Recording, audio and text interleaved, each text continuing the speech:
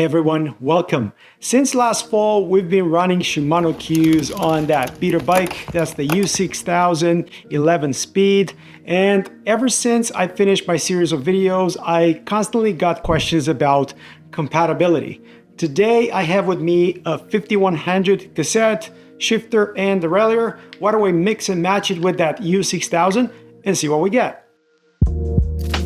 Shimano says that the CUES system uses a standard 11-speed chain, and the magic is in the cassette, shifter, and derailleur. In this video, I mix and match them with the 5100, which is the old Hyperglide, and I came across some interesting findings. I'm also going to share some other measurements with you, and I'll let you guys draw some conclusions. Obviously, you're going to hear my conclusions at the end of the video as expected, and I'm curious to hear if you have any experience with other CUES systems like the 9 and 10 speed. But let's look at this 11 for now.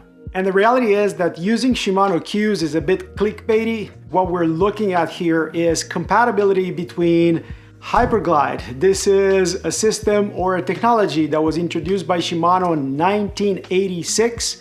So Hyperglide versus LINKGLIDE. That includes Deore 10 speed, XT 11 speed, and all the CUES drivetrains that would be 9, 10, and 11 speed. And to cover CUES, I have 4 videos covering from the crankset to the shifting bits to the CUES or LINKGLIDE cassette.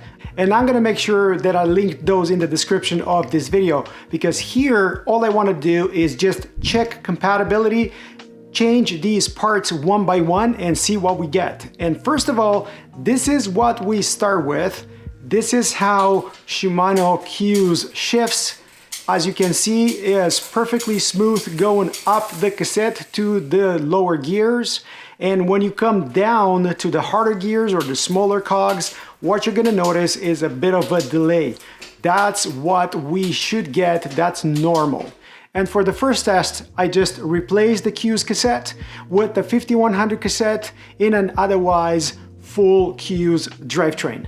And right off the bat, you can see how the shifting up the cassette is actually no different than using full CUES drivetrain. The big difference is when you're shifting to the harder gear. This is where you're gonna hear the clunkiness of this cassette. Remember, for CUES or LINKGLIDE for that matter, the magic is here in the shift ramps and the way the chain drops from the bigger cogs to the smaller ones. That looks pretty good to me, definitely usable. What do you guys think? Now, swapping the cassettes wasn't really a slam dunk, but I had the chance to take a look at the 2 cassettes side by side. M5100 and CUES U6000 that's supposed to replace it. This is based off of LINKGLIDE. This is Hyperglide. So in all respects, this is supposed to be better, newer tech. And when it comes to construction, yes, I like that black color, but if you look at the construction here in the back, it looks like they cut cost even more with a product like this. Look at how this is built. You have that aluminum spider at the end, still stamped cogs. And for those that didn't watch my video about the U6000 cassette, here's the 720 grams. And here's the 613 grams of the M5100. This is 11 to 51 tooth. So about 100 grams weight penalty, and no, that's not coming from the type of steel. It's the same steel, it's just a coating that's different. Shimano will say that for CUES or LINKGLIDE, you have wider base of the teeth and the deeper cuts or shift ramps that are actually clearly visible right here on the cogs. But why don't I measure at least this 50 versus the 51 and see if we have thicker cogs? The outgoing cassette maximum thickness of this largest cog is somewhere around here where we don't have shift ramps. And that comes up to 1.9 to about 2 millimeters, something along those lines. In comparison, this is supposed to be thicker metal. Here it is, 197. This is supposed to be wider base for the teeth, but I don't really see that happening. So are these the same thickness or not? What do you guys think based on my measurements? Obviously, the wider base of the teeth as described by the Shimano marketing is a bit more subtle than measuring just the sheet of metal that these were made out of.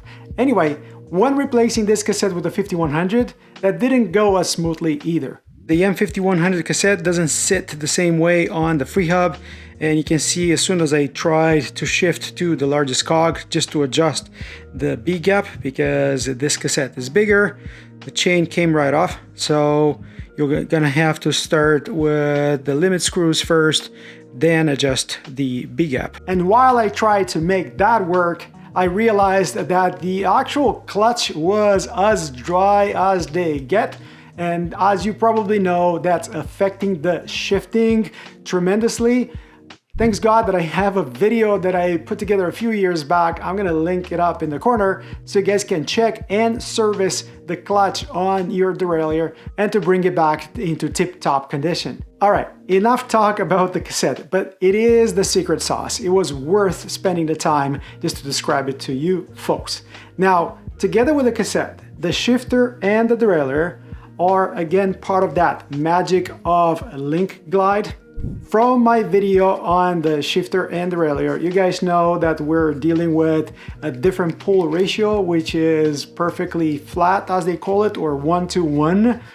Everything else is done here in the derailleur.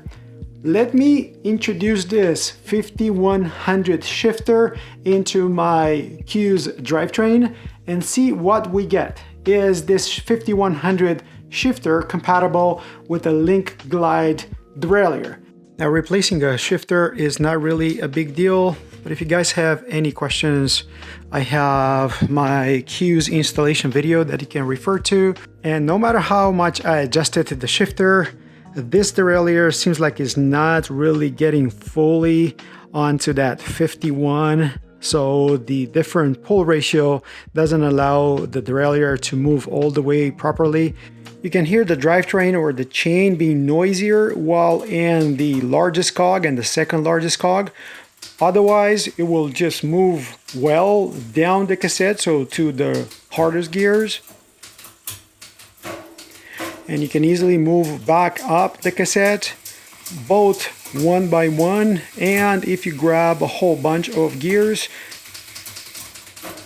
So it looks like if you really have to replace your CUES shifter with something else and all you have is a 5100 or Deore 11 speed, it seems to work okay. Obviously, you're not going to be happy with the performance on that Leisios gear, but otherwise I would say is usable.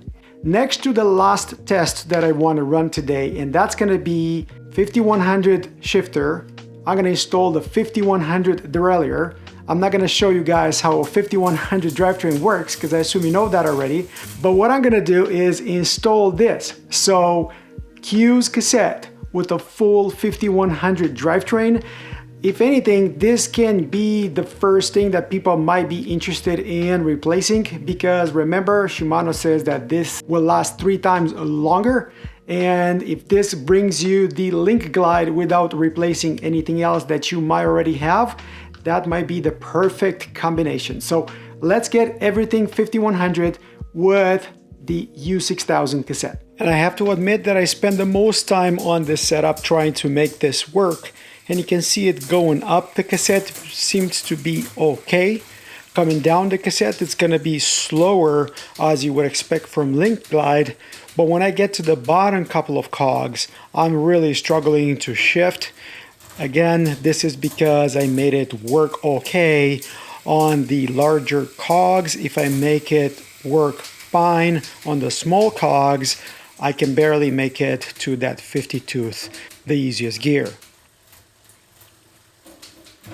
And that is as if the CUES cassette, it's a bit wider than the 5100. So the 5100 shifter and derailleur just struggles to cover both ends of the cassette successfully. So after spending a full day to give you guys 10 minutes of video evidence of my testing, what are the conclusions of CUES or LINKGLIDE compatibility with other drivetrains from Shimano.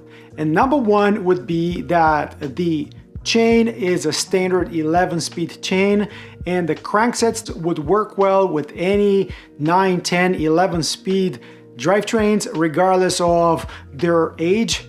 And you have a narrow wide type of chainring that can be valuable, especially for the older drivetrains.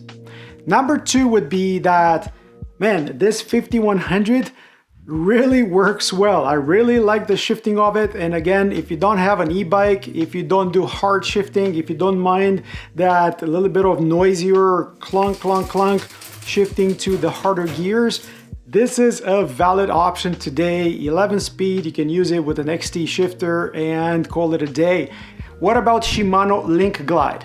Well, the two retail versions of this tech are called Deore 10 speed and XT 11 speed. They are based on LINKGLIDE, so the components are fully compatible with Shimano CUES, which, by the way, it's supposed to only be found on new bikes. Who's CUES for? If you have an e-bike, if you want your drivetrain to last longer, 3 times longer as Shimano says, if you want to have that smoother up shifts, so that's what those drivetrains are for. What about mixing and matching these two? As you could see in my tests, I ended up with mixed results pretty much any time I mixed one and the other. In my many videos about CUES, I gave you all the details of why these are different, and I would send you guys back to those if you have more questions about these. But at this point, I want to ask you folks, have you used any mixed configurations like the ones that I tried to cover today? Have you used CUES 10 speed or 9 speed? Do you have any tips and tricks for all of us?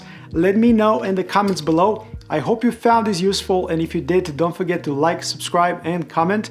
And until next time, hope to see you folks on the trails, regardless of what drivetrain you're having on your bike.